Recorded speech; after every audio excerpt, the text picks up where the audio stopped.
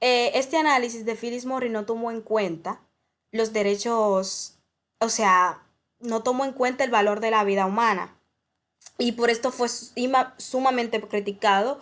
Hubieron críticas como antes las tabaqueras negaban que hacían daño, ahora alardean de hacerlo. Y pues, viéndolo desde un modo utilitarista, creo que esta señora confundió los términos porque un utilitarista jamás negaría la importancia del valor de la vida humana, el sufrimiento, las familias desconsoladas y el valor de la vida.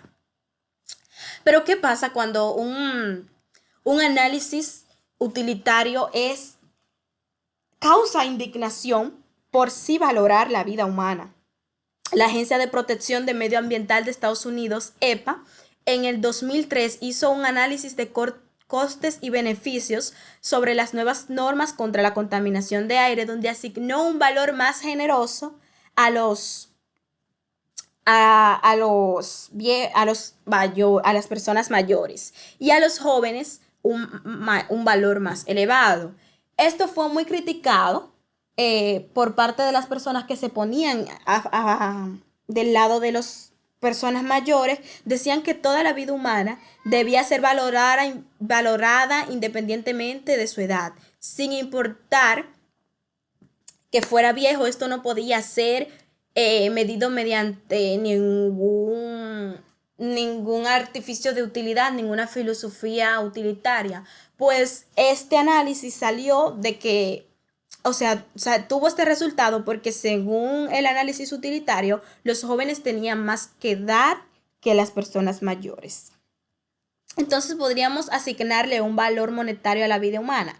Los críticos del utilitarismo presentan estos casos como una viva imagen de que el análisis de costes y beneficios va mal encaminado y de que asignar un valor monetario a la vida humana es obtuso. Lo que defienden el análisis de costes y beneficios discrepan totalmente estos y arguyen de que muchas decisiones sociales son implícitamente realizadas a través de cálculos utilitarios y que la vida humana tiene su precio, aunque Remanchen se quiera admitirlo o no. Y es aquí donde entramos a un análisis que hizo Tordín, que donde ofrecía dinero a las personas para que sufriesen o tuvieran un tipo de sufrimiento. Y en esta encuesta los resultados estuvieron a favor de los cálculos utilitarios. Y pues nada, los que discrepan acerca de esto, o sea, lo que critican el utilitarismo, dijeron que no encontraban coherencia en que una persona prefiriera 3 veces más comerse una lombriz viva que vivir en una cabaña en Kansas. Y aquí entramos a lo que es John Stuart Mill. Este hombre que nace una generación después que Bentham en el año 1806 trató de reformular el utilitarismo de una forma que resultara más humana y menos calculadora. Es aquí como en su tesis sobre la libertad nos dice que el principio esencial de una persona, todas las personas deberían de ser libres. Este, en su obra sobre la libertad, intenta reconciliar los derechos individuales con la filosofía utilitaria. Este plantea que las personas pueden ser libres de hacer, o sea, lo que quieran, siempre y cuando no perjudiquen a los demás. Así que nadie, ni siquiera el Estado, puede inferir a la libertad individual de cada persona y que ésta defiende directamente las consideraciones utilitarias, ya que nuestro amigo Mill piensa que la utilidad se debe maximizar a largo plazo. Mill piensa que maximizando la utilidad, o sea, que la utilidad debería maximizarse a largo plazo y no caso a caso. Y con el tiempo sostiene que respetando la libertad individual de cada ser vamos a tener una mejor vida y una vida más feliz. Porque si permitimos que la mayoría acalle a los disidentes o censure a los librepensadores, quizás maximizaría la utilidad hoy, pero habrá consecuencias peores en el futuro. Pero ¿por qué debemos pensar que respetar la libertad individual promoverá el bienestar de la sociedad a largo plazo? Bueno, Mill da varias razones, pero yo me voy a enfocar en lo personal en una, en que las personas no que van amarradas a la costumbre no iban a poder desarrollar de manera crítica.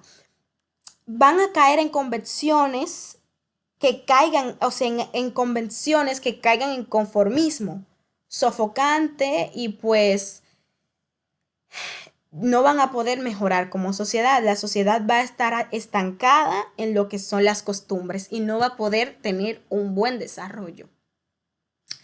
Y la segunda característica de la reformulación utilitaria, o sea, sobre la filosofía utilitaria de Mill, nos habla sobre los placeres más elevados. La réplica de Mill a esta segunda objeción contra el utilitarismo, que reduce, o sea, era que esta objeción era la que reducía todos los valores a una sola escala.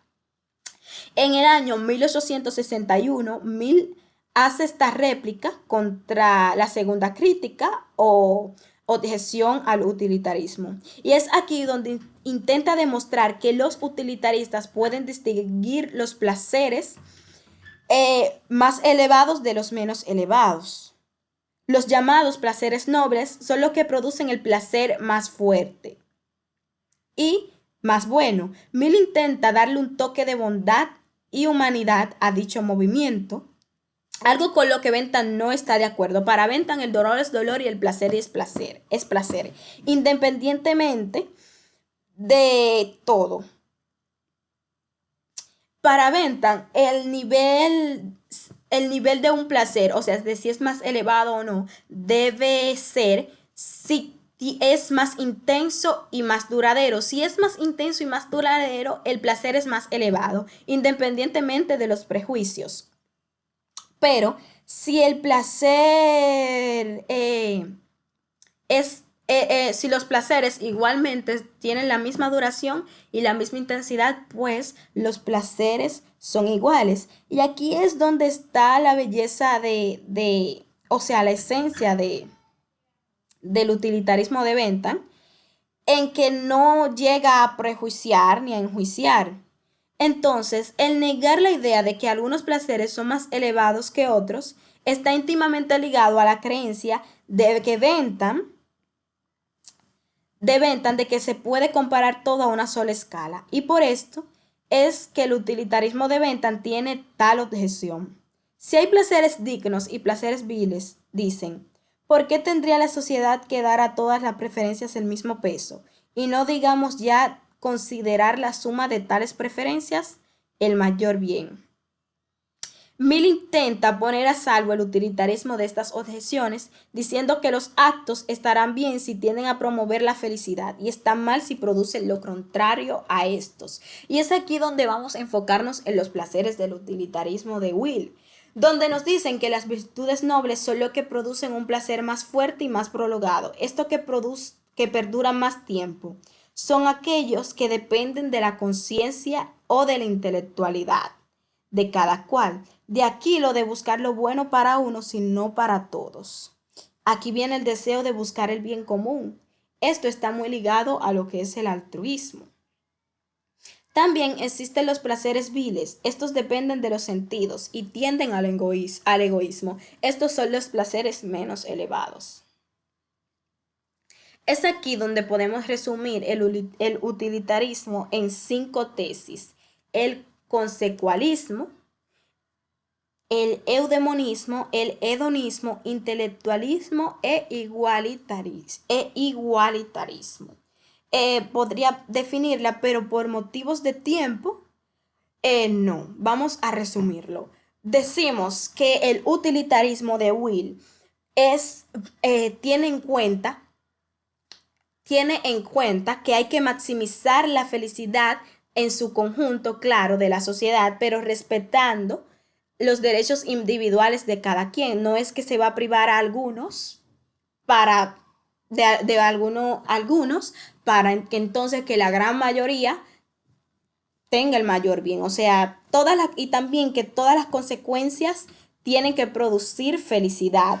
Todos son iguales y que pusimos intelectualismo porque no encontraba la palabra correcta para decir que los placeres que van a ser más elevados son aquellos que vienen del intelectualismo, del razonamiento humano. Y estas son las diferencias que pude encontrar entre Bentham y Mill. Número uno, Bentham no tiene consideración por los derechos ni las libertades individuales, ni siquiera los toma en cuenta, mientras que Will dice que las personas deben tener libertad de obrar sin prejuiciar a los demás y sin perjudicar a los demás, perdón, y su libertad individual debe ser respetada. Mientras que Bentham, en segundo lugar, tenemos que Bentham pensaba que todo se podía traducir a una sola unidad de medida, las cuales eran la cantidad de placer o felicidad que produjesen y su duración. Y así solo se podía hacer el cálculo de costes y beneficios en la medida de los placeres, mientras que Will creía que hay placeres más elevados que otros, midiendo no la cantidad, sino la cantidad de nuestros deseos. Es una filosofía muy curiosa y hay que tener en cuenta todos estos factores. Will hizo un gran trabajo y se reconoce más el utilitarismo por la filosofía de John Stuart Mill que la de su propio creador, porque este tomó en cuenta todas las críticas que tuvo, dando una posible respuesta